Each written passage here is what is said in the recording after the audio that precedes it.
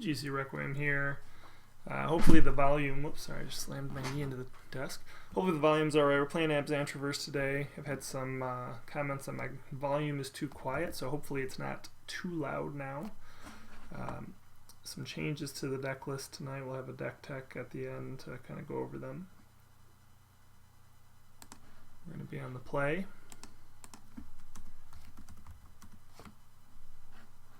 It's a pretty good hand. Pretty ideal.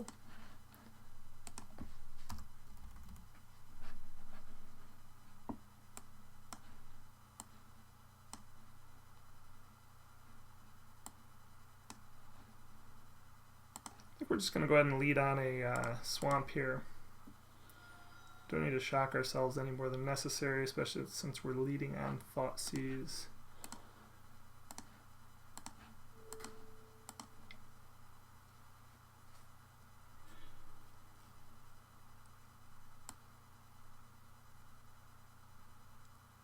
So we're going to go ahead and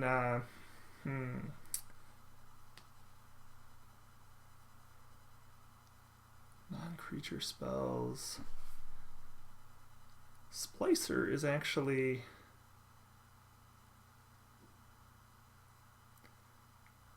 possibly the most concerning. Aether Vial is just such a pain. Horizon Canopy is going to do a lot of damage to them. I think we actually just take the Aether Vial here. We can play Tarmogoyf after they play Thalia. We can take the turn to kill the Thalia and then cast Liliana that turn. So I think, yeah, we're just going to take the Aether Vial here. Offers the opponent too much mana advantage, basically.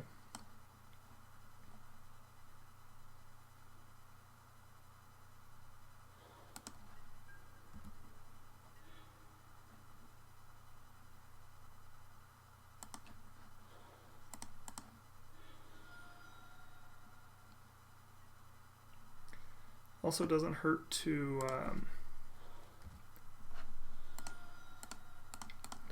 be able to take that vial to make our Goyf just a little bit bigger.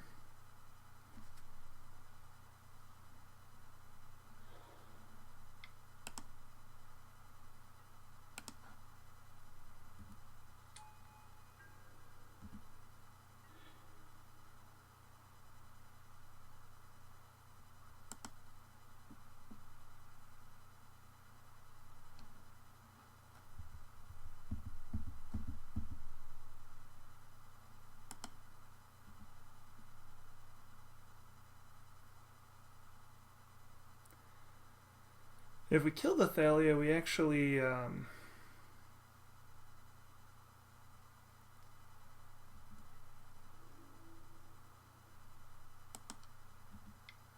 we'll actually get to do a little bit more damage. But I think we would rather be able to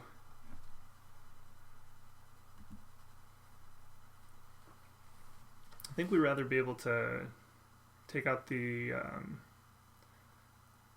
Thalia on end step, and that way if they draw into another Thalia we don't have to worry about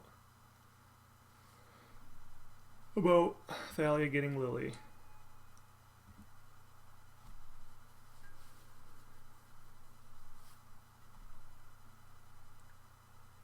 So there is some consideration to taking out Blade Splicer here, but Goyf's still going to be big enough to kill both of these, so I think we're good here.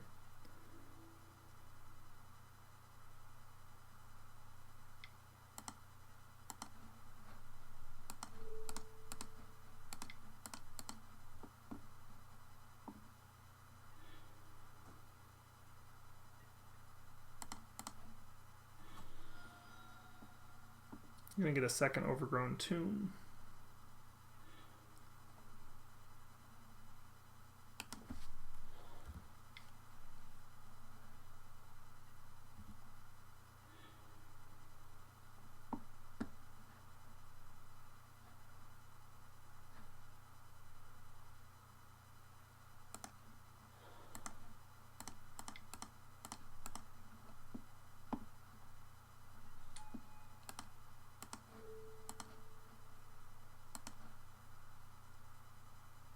So the positive here is even if they get rid of the blade splicer, they won't have any way to flicker it.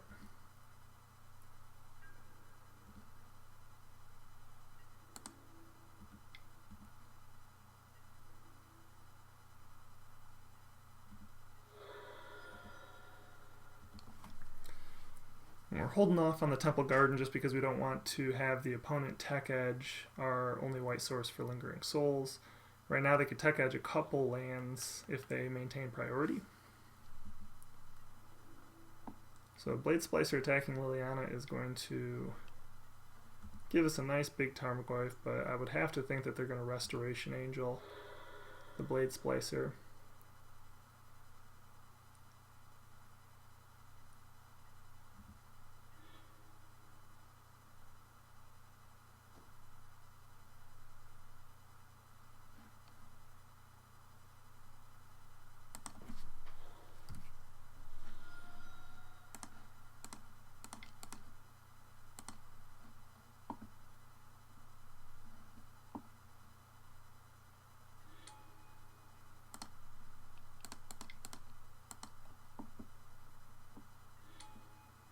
I'm actually okay trading Tarmogoyf here, having the Scavenging Ooze, the Treetop Village, and the Spirits. So even if they Restoration Angel and we have to trade off the Restoration Angel, we are good with that.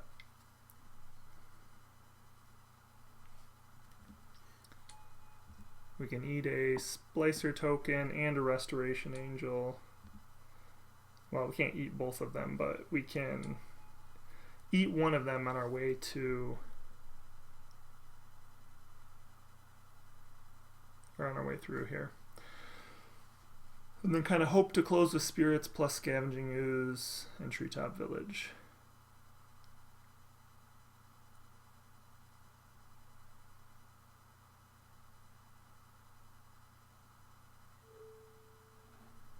Alright, so I think we actually just take the Splicer and the Golem, leave the Restoration Angel for last.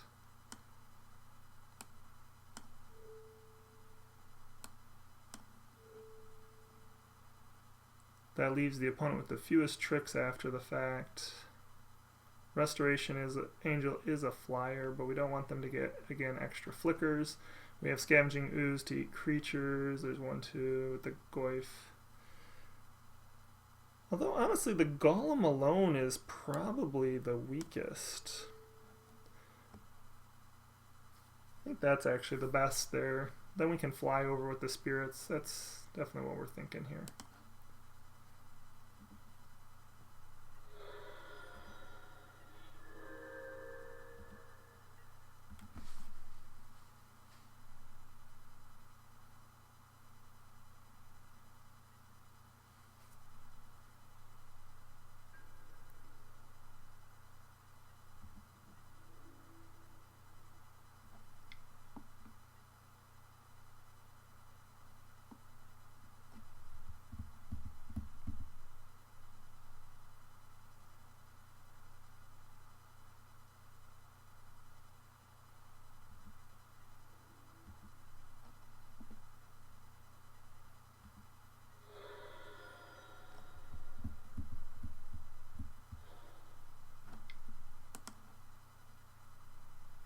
Maybe a Flicker Wisp. Ooh, Mirran Crusader.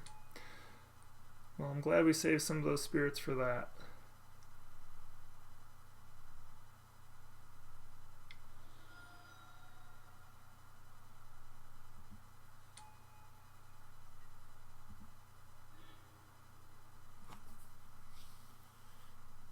Traverse could be good here. We're going to have to chomp 3, gets him down to 8.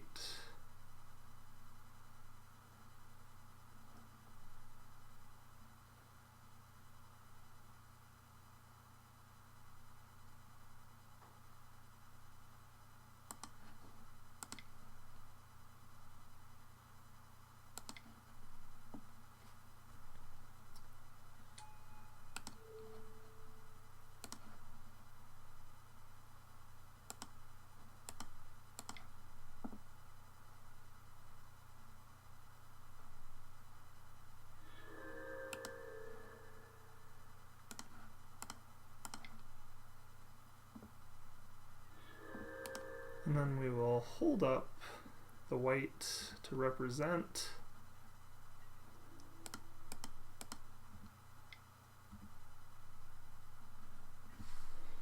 We're going to hold up the white to represent that we have a path, even though we don't. We'll just plan to eat something. This is going to force the opponent to have to keep their Mirror Crusader back, potentially.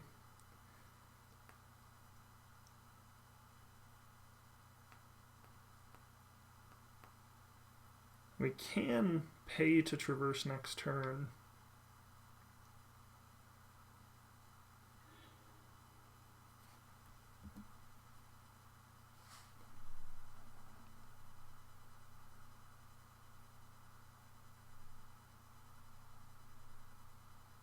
And then still go get what, like either another Scavenging Ooze or a Tarmogoyf.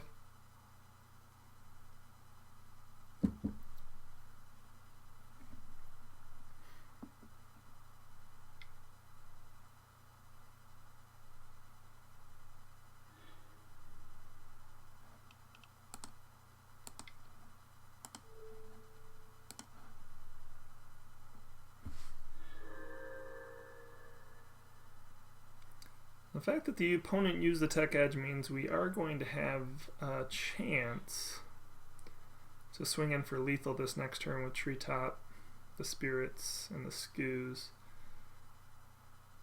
The opponent has a path, the Mirror Crusader will get in clean. They could do up to 7 points of damage on us.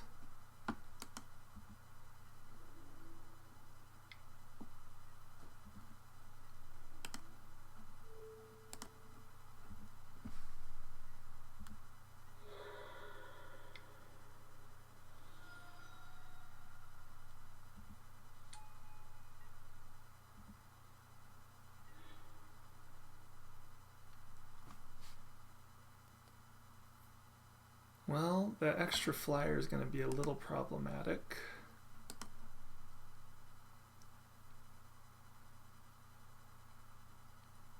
We may actually just want to tap out and traverse for a couple creatures this turn.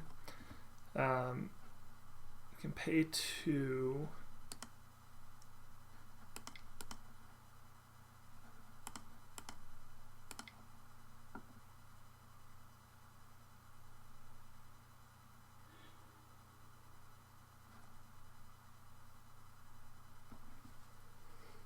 We could get a Kalitas and a Tarmogoyf. I feel like that makes the most sense. Maybe? Do we really want Kalitas or just 2 Tarmogoyfs? Probably just 2 Tarmogoyfs in the main deck. I think we need to gain life. So maybe we get a second Scavenging Ooze to hedge in that department against like a Path to Exile.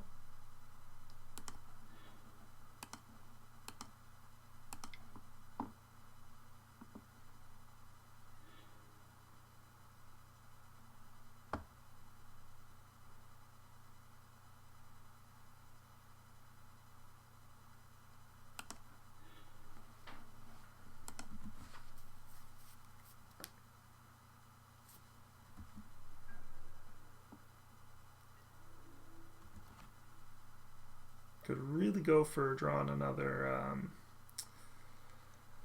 I guess we can't even really technically do anything with a Lingering Souls with our white mana source gone.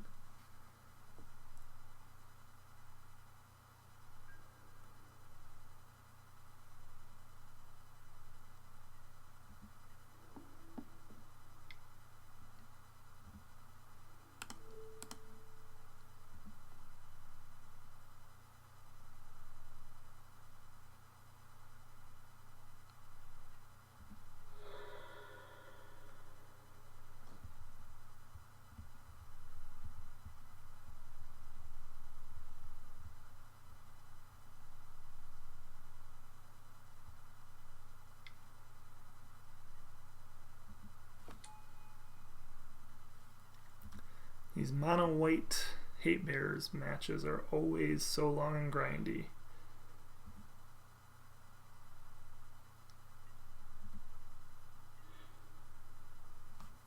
Alright, so Abrupt Decay is good here for handling maybe the Sarah Avenger.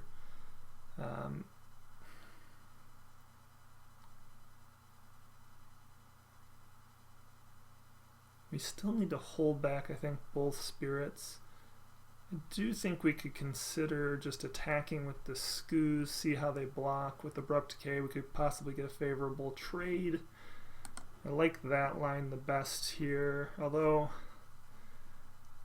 4, 5, 6, 9, 10, 11, 12, 13. Yeah, let's just attack with the Scavenging Ooze.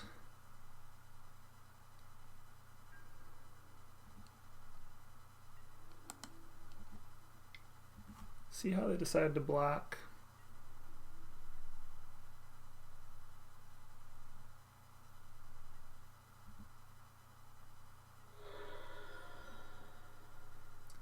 And I think we just take out the Sarah Avenger here and then plan to get our Tarmogoyf Skoos down next turn.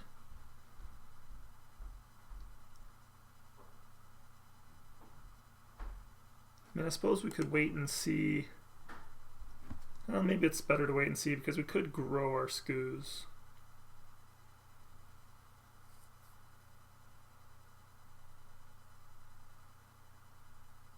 Though the Abrupt Decay next turn could potentially represent lethal. So let's see. Yeah, let's actually just play the Tarmogoyf.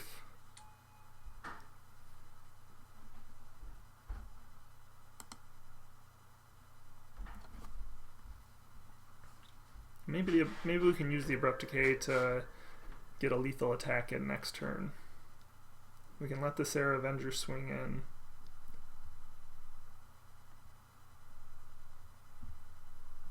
Jump just the Mirran Crusader.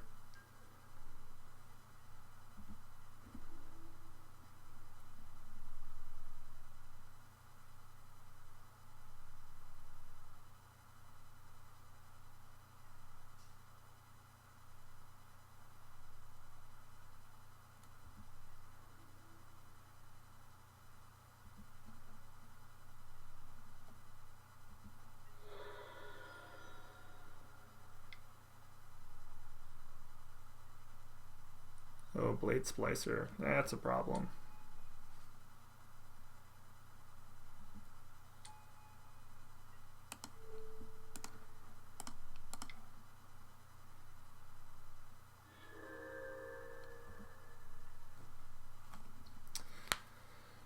Thoughtseize doesn't really do anything for us right here.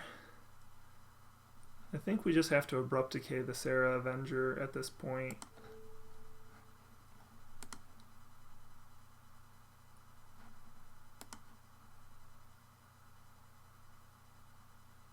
Can we even attack with the Scavenging Ooze?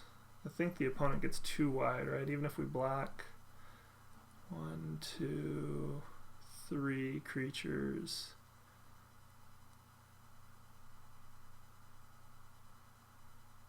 If their weakest 3 get in, that's 6 damage.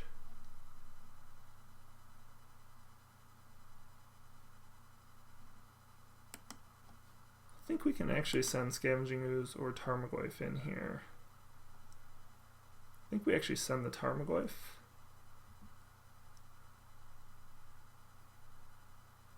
It is lethal. Has to be blocked.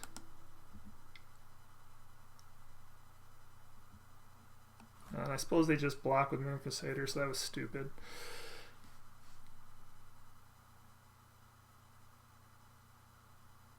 That was just a dumb play. I was thinking they have to block with something. They have to block with something if I attack with Scavenging Ooze. Should have attacked with both. Our opponent's probably sitting there going, what's this trap? It's not a trap, it's just a misplay.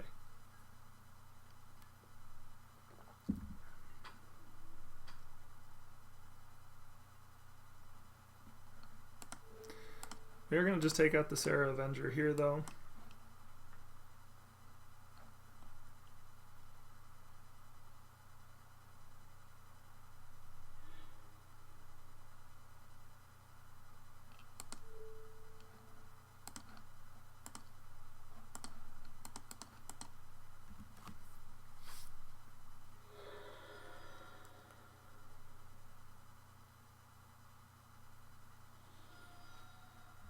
Again, just a mistake there.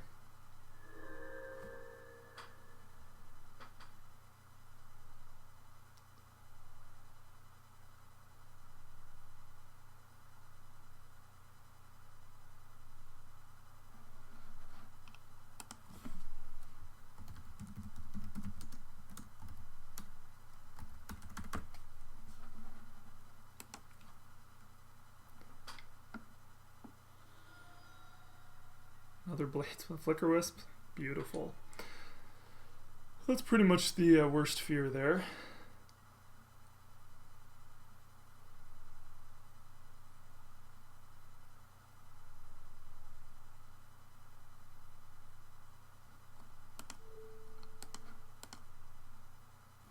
So do we have to eat this right now? We're going to take 4, 1, 2, 3, 4, 6.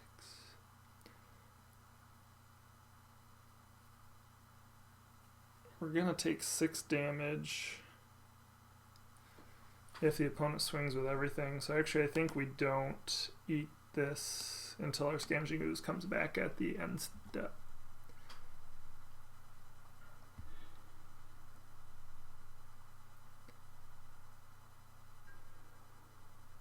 Really kind of expected Flicker Wisp to go for Blade Splicer there. I think they could have just kind of buried us in card advantage. As it is, they don't have a lethal attack.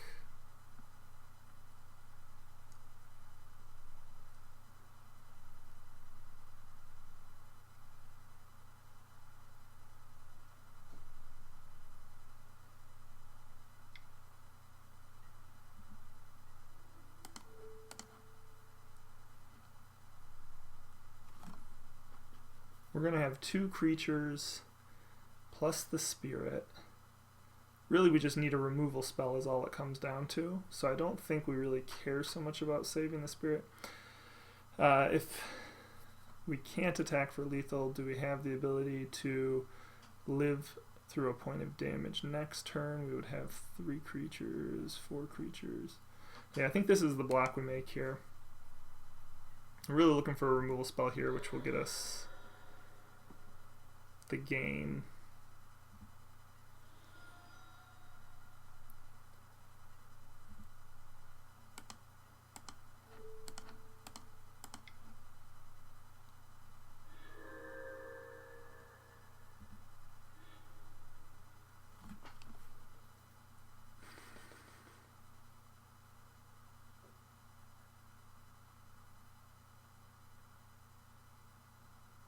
If we attack with both, they have to chump with both. But then we just lose.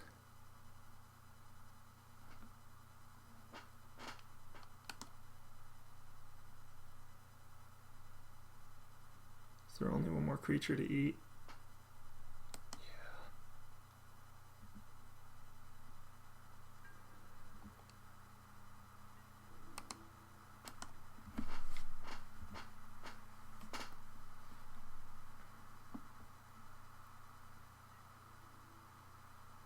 Hope is just that they don't block the Scavenging Ooze.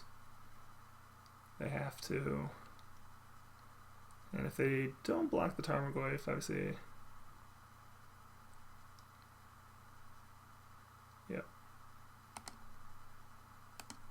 So we're just going to concede there. I think we did potentially lose that game by attacking with the Tarmogoyf. We may have been able to get through it, but again, the deck just is great at generating virtual card advantage with the Flicker Wisp and Restoration Angels.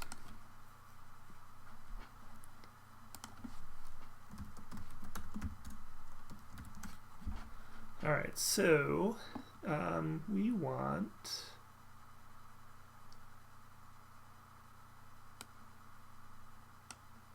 Reclamation Sage could be good, Maelstrom Pulse could be good, Tendrils and Liliana, good, Shriek Maw.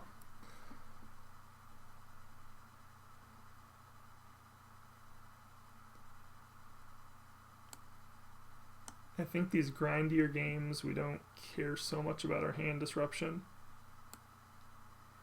I think we're going to cut a few pieces of that. It's more about top decks. I'm going to cut a Traverse because they're probably going to bring in Rest in Peace, which is going to make the graveyard a bit weaker. To that end, we may cut a Scavenging Ooze. Go wide strategies. Liliana's not the greatest, so we're going to definitely cut at least one Liliana.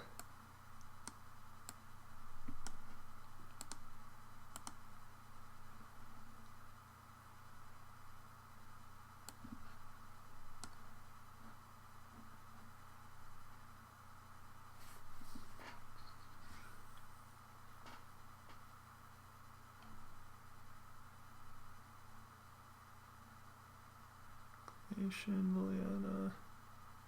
Let's just take one more Liliana. We'll run this back.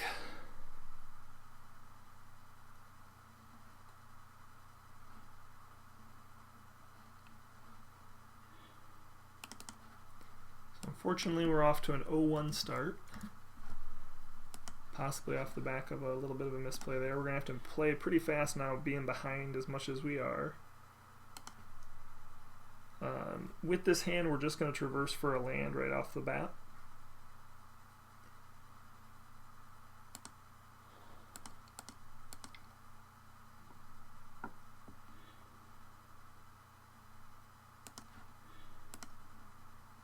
Especially considering the fact that if we're trying to hold on to the Traverse to get a creature later, that just may not be reasonable if they hit their Rest in Peace.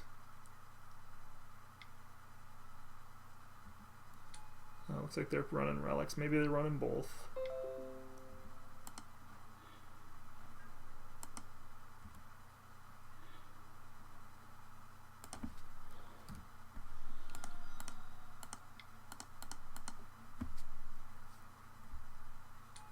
Player's pretty good here, especially with Collective Brutality and Fatal Push in hand.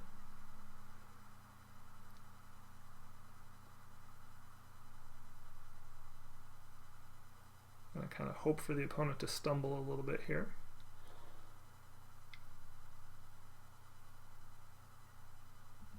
Double relic. Basically nothing. So we could try and lead on Collective Brutality into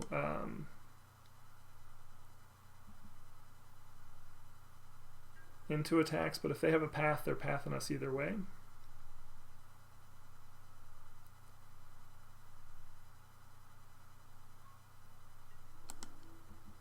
Unless there's anything we really don't want, we're probably not going to feed these relics too much.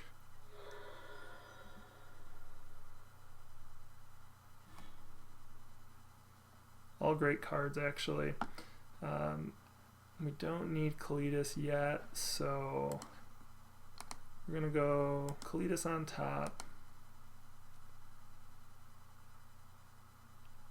Do we rather Maelstrom Pulse the relics next turn? Actually, I wonder if we kind of want to.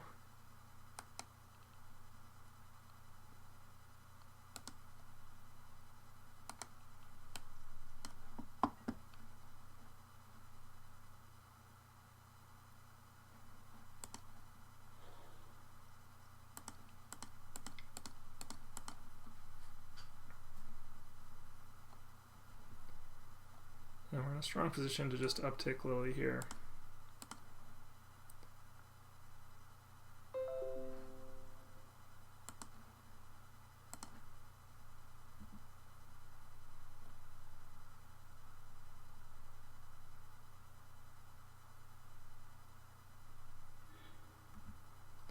Discard's a pass, so they probably have another path in hand, which is fine.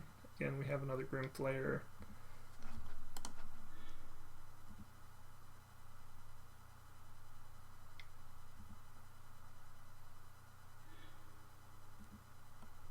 So using the relics to even keep their own graveyard clear, just to try and make our Tarmogoyf smaller. Again, I think we're just going to Maelstrom Pulse the relic here. That's actually a terrible idea now that I think about it. So they can just sack, well, now that they've tapped out, it's a good idea. They would have been able to sacrifice, basically. But now they don't have that ability.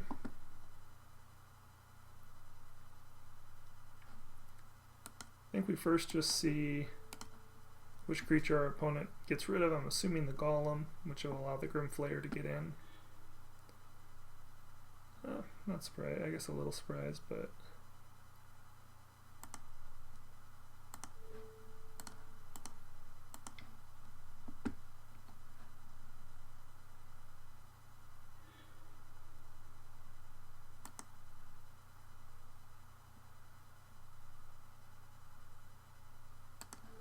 I think we're just going to go after it in case they have another path that they were hoping to use later. The fact that they discarded their other path makes me think that they had a second. Yeah. Alright, and that's huge. So they have Mirran Crusader and Aether Vial, and we have the ability to take that Crusader out with Liliana.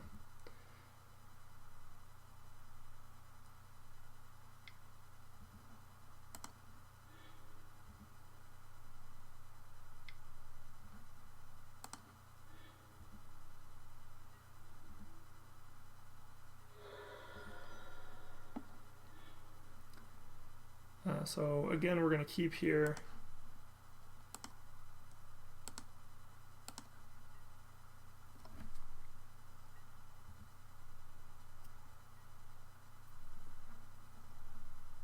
Opponent really probably is a little... I mean, I think it's worth probably running the Mirran Crusader out to some extent.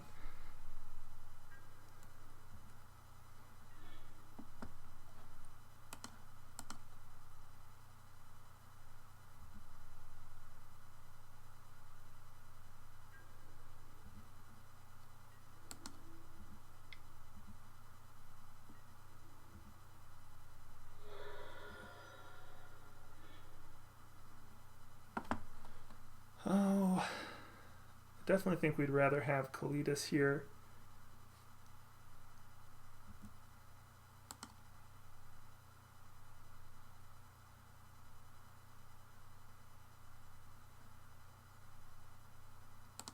Let's draw that Kalidas first, just to make sure we don't accidentally fetch it away.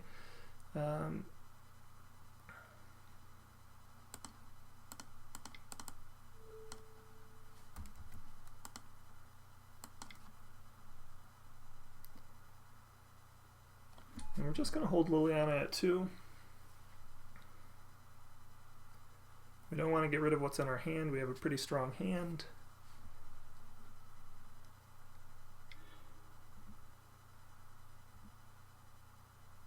Opponent exiles one of the relics to draw a card.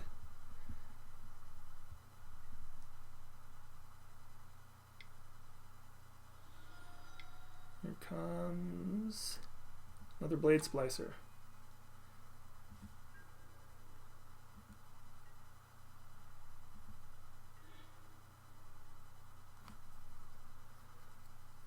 So,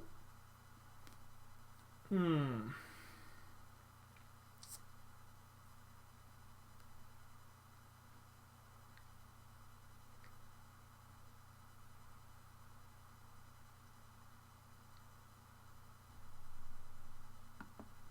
think we just have to give up one of the Grimflayers here, which will allow us to Maelstrom Pulse the opponent next turn.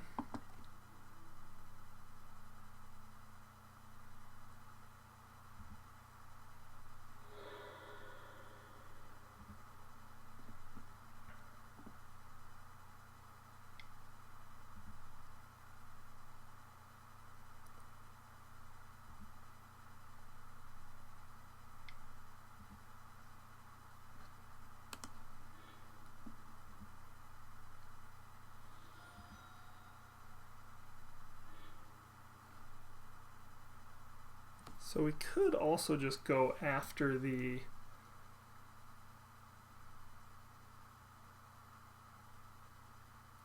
relic right now. But with that Tectonic Edge, it just makes me a little nervous. I think we definitely want to get our Kalidas down.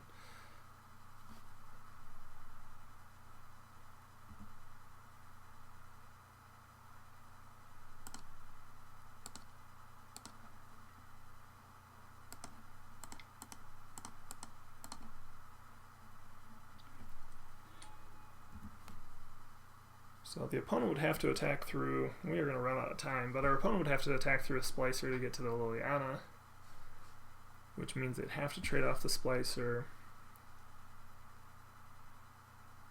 We should be able to then Maelstrom Pulse down tick to get the Mirran Crusader if that's what the opponent chooses to do.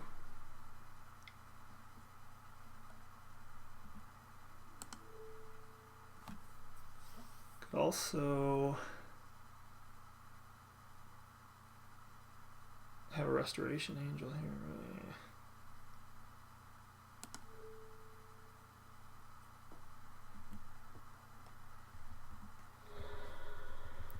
Mirran Crusader, even when it's not on the battlefield, certainly impacts the game here against BG decks.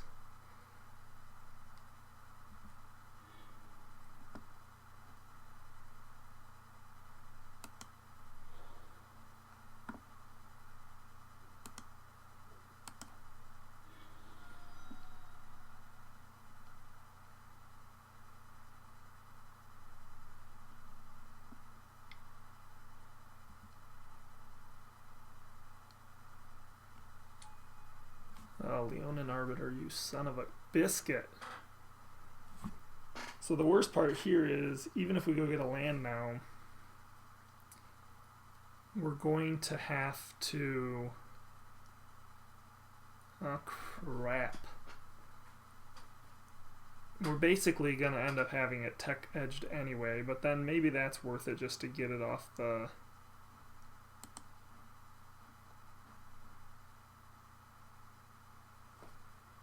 We know we have another land coming, so... Well, we did know we had another land coming.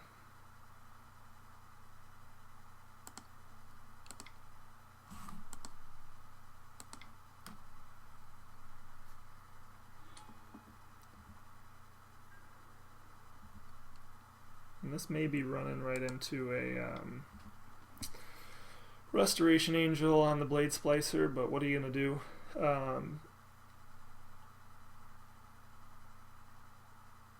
It's going to really clear the way for the Mirran Crusader. Suppose our fetch is going to cause a shuffle, right? So at least we can hope to draw a... Well, that wouldn't take care of the Golem. Flaying Tendrils would take out most of the battlefield. Less so now.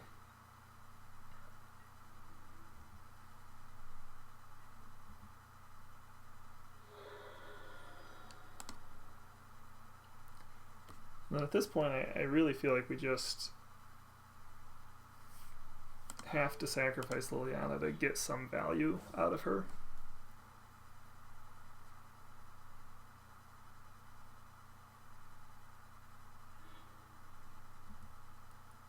Blade Splicer goes.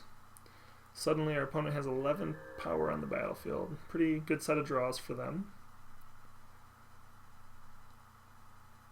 Perhaps I should have been more aggressive on the relics earlier because it's really slowed us down quite a bit.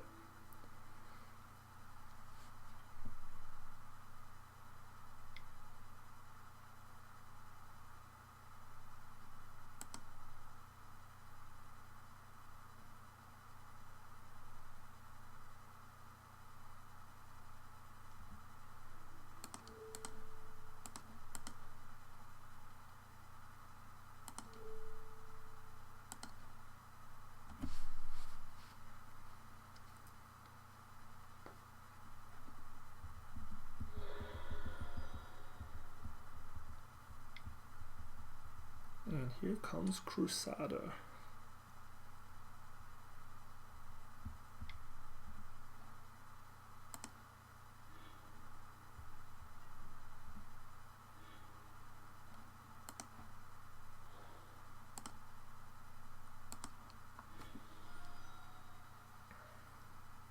Oh, jeez. And there's freaking Leonin Arbiter too, so we're just boned at this point. Jeez.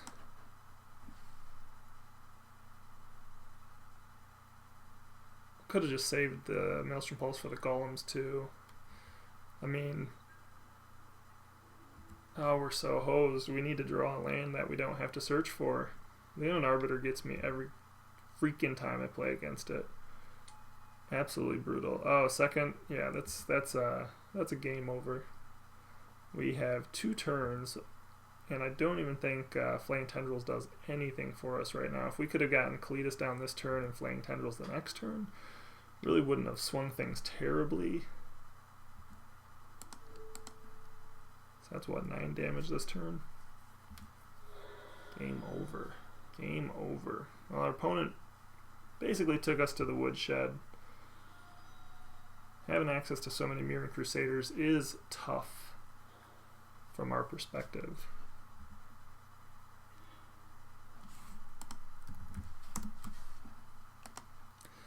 Alright, well that's a tough break. We're gonna lose the first one here, 0-2. Put us to 0-1, 0-2 in the league, but plenty of time to turn around and get some value out of the league.